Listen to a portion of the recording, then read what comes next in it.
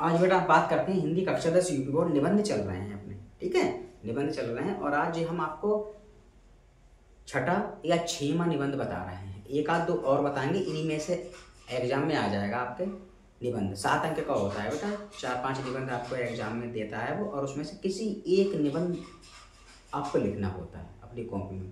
तो आज हम बेटा प्रदूषण पर निबंध के बारे में बात करेंगे कि प्रदूषण पे वो किस किस तरह से आपसे निबंध मालूम कर सकता है, ये प्रदूषण पे कौन कौन से निबंध बन सकते हैं।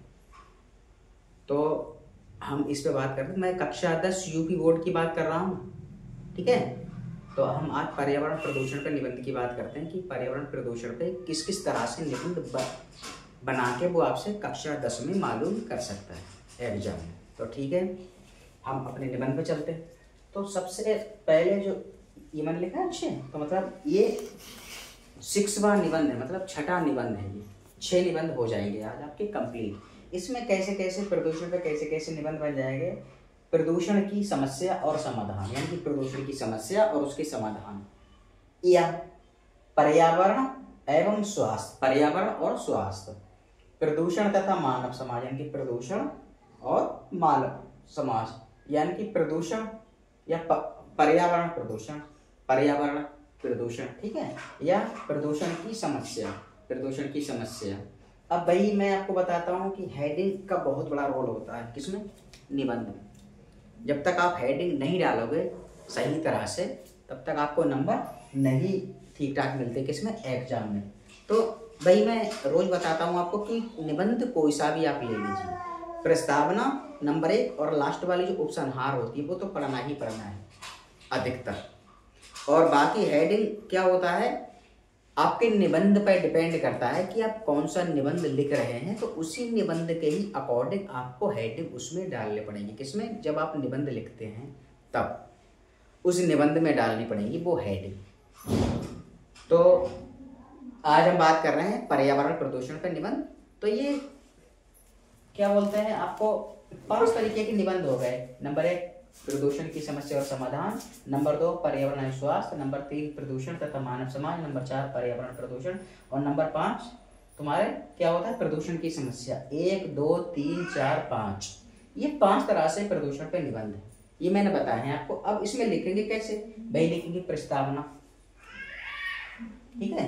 प्रस्तावना में आप जब पढ़ेंगे उसको प्रदूषण के बारे में तो हो जाएगा। देखिए आजकल प्रदूषण क्या है, जहाँ तक बहुत सारी फैक्ट्रीज ओपन हो रही हैं, फैक्ट्रीज खुल रही हैं, जहाँ तक बड़े बड़े कारखाने खुल रहे हैं, तो जब वो कोई भी प्रोडक्ट बनता है तो वही फैक्ट्री चलाने के लिए कुछ ना कुछ ईंधन तो चाहिए, ईंधन चाहिए या लाइट चाहिए।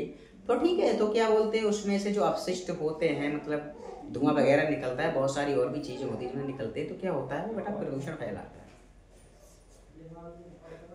ठीक है, ये प्रस्तावना हो गई आपकी, प्रस्तावना। अब प्रदूषण का अर्थ, प्रदूषण का अर्थ, ठीक है। अब आप जानते हैं प्रदूषण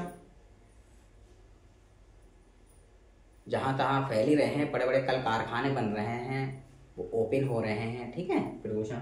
अब क्या प्रदूषण के प्रकार कि कौन कौन से प्रदूषण हैं, तो आप ये भी जानते हैं बहुत सारे प्रदूषण के प्रकार होते हैं, जैसे जल प्रदूषण है, ठीक है, ध्वनि प्रदूषण है, वायु प्रदूषण है, ठीक है, इत्यादि और भी सारे प्रदूषण हैं। तो ये प्रकार हो गए, उसमें आप लिख लेंगे, आप एक बार इसको पढ़ लीजिए गहराई से, हो जाएगा। अब क्या आती है, प्रदूषण की समस्या तथा इससे हानियां। तो प्रदूषण से अनेक प्रकार की समस्याएं हैं और इससे हानियां भी अनेक प्रकार की हैं, ठीक है।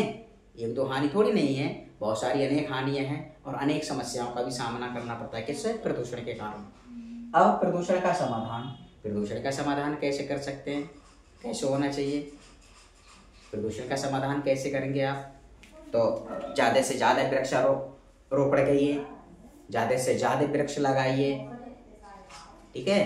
ज़्यादा से ज़्यादा जब वृक्ष लगते हैं या लगाए जाएंगे तो प्रदूषण को कुछ ना कुछ कंट्रोल करते हैं, ठीक है।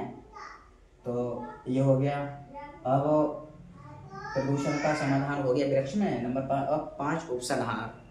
भाई डेली की तरह आप जब सारा ये चीजें लिख लेंगे आप, तभी लास्ट में उपसंहार हेडिंग आती है, आपको अच्छे से उसको बना के लिखना बिंदास तरीके से, बड़ा अच्छे अंक मिलेंगे आपको। देखिए निबंध रखने वाली चीज नहीं होती है, और ना ही ये व्हाइट बोर्ड है मेरा, जिसको मैं इस्तेमाल करता हूँ किस लिए, आप लोगों को पढ़ाने के लिए।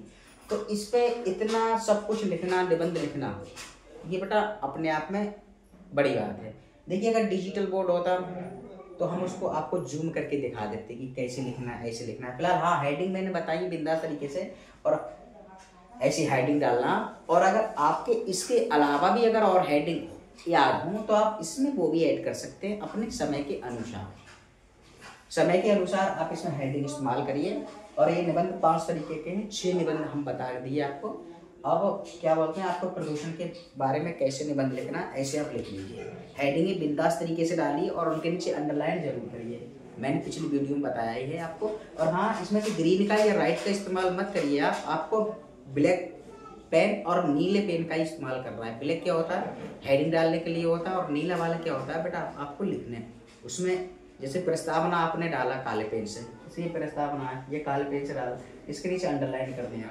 अब जब यहाँ से जो लिखेंगे ना योजक चिन्ह लगा के, तो आपको नीले पेन से लिखना होगा। ये तो मैं साइनिंग के लिए लिखता हूँ ताकि आपको स्पष्ट तरीके से दिखाई दे, आपको किसी तरीके की कोई असुविधा पढ़ने में ना हो, इसलिए इस पेन का मैं इस्तेमाल करता हूँ। तो आपको ब्लैक, काला पेन और नीले पेन का यूज करना है। इनमें से किसी भी पेन का आपको इस्तेमाल नहीं करना है एग्जाम में। अगर ये पेन आप इस्तेमाल करेंगे तो आपको नंबर नहीं मिलेंगे, आपको नंबर नहीं मिलेंगे, ठीक है। तो आप इस पेन का किसी भी स्थिति में इस्तेमाल मत करिए। वही मैं बता रहा हूँ, काला पेन और नीले पेन का इस्तेमाल करिए आप लिखने के लिए। और इसको थोड़ा गहराई से पढ़िए, 1 बार पढ़िए, 2 बार पढ़िए, 3 बार पढ़िए, 4 बार पढ़िए। ये समझने की चीज होती है, आप इसको गहराई से समझिए बिंदास तरीके से, खुद में खुद आपके समझ में आ जाएगा। ये तो मैंने आपको समझाने का प्रयास किया कि विद्यार्थी समझ जाए इस चीज को, किसी तरीके की उनको कोई असुविधाओं का सामना ना करना पड़े, इसलिए मैंने ये प्रदूषण पे निबंध बताया। 4-5 तरीके से आपसे मालूम कर लेता है, आपको लिखना है, कंफ्यूज नहीं होना है बिल्कुल भी। ये हेडिंगें आपको डालने हैं, और इसके अलावा भी अगर आपको कोई और हेडिंगें याद हों तो इसमें जोड़ सकते हैं, आप लगा सकते हैं, ठीक है। किसी तरह की कोई बाध्यता नहीं है कि नहीं यही पड़ेगी, नहीं, ऐसा नहीं।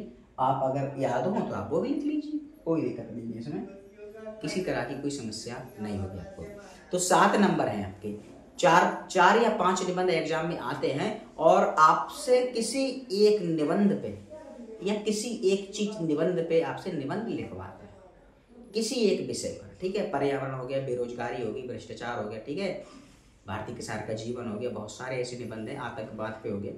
इनमें से कुछ भी दे सकता है, इनके अलावा और भी, लेकिन इनमें से आपको एक ना एक निबंध आपको काम आ ही जाएगा जो आप याद कराओगे। एक निबंध लिखवाता है आपसे, कोई सारे थोड़ी नहीं लिखवाता है, 4 या 5 निबंध देता है बच्चों को, कोई ना कोई सा तो आता होगा। जो आता हो वो आप अपनी कॉपी में लिख दीजिए, ठीक है। तो उसमें डरने वाली बात नहीं है कि इतने निबंध कहाँ से याद करेंगे, नहीं, 5-6 निबंध हो जाते हैं कि आप याद करिए उनमें, और आपको उनमें से कोई ना कोई निबंध आपको मिल जाएगा।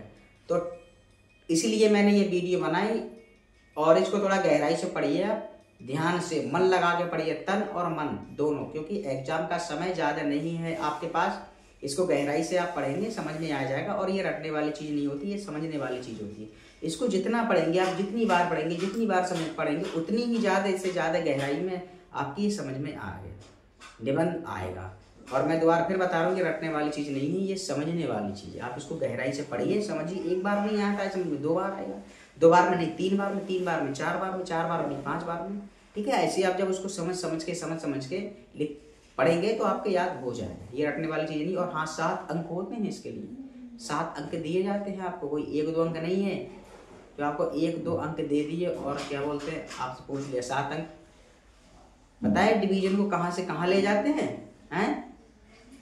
समझदार हैं आप, हाई स्कूल और इंटर में हैं, कोई ऐसा नहीं है कि साहब आप किसी नीचे क्लास। और हाँ, ये चीज़ें यही नहीं रुकती, आगे भी ये चीज़ें बढ़ती रहती हैं। आप बड़ी बड़ी कंपटीशन में बैठेंगे, बड़े बड़े ऊंचे एग्जाम में बैठेंगे, तो निबंध लेखन आते हैं, उनमें भी ये काम करेंगे।